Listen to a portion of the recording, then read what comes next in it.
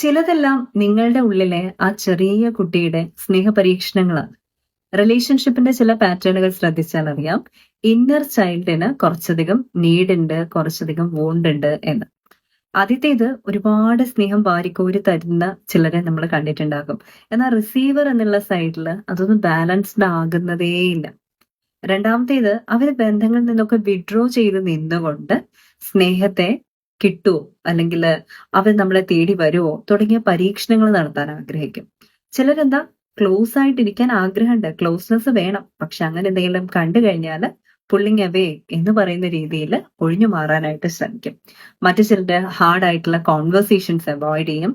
മറ്റു ചിലര് വളരെയധികം വൾണറബിൾ ആകുന്ന സിറ്റുവേഷൻസിനെ അവോയ്ഡ് ചെയ്യും. ഇമോഷണൽ വൾണറബിലിറ്റി ഒന്നും അവരെ കൊണ്ട് ചിന്തിക്കാൻ പോലും പറ്റുന്ന കാര്യങ്ങളേ അല്ല.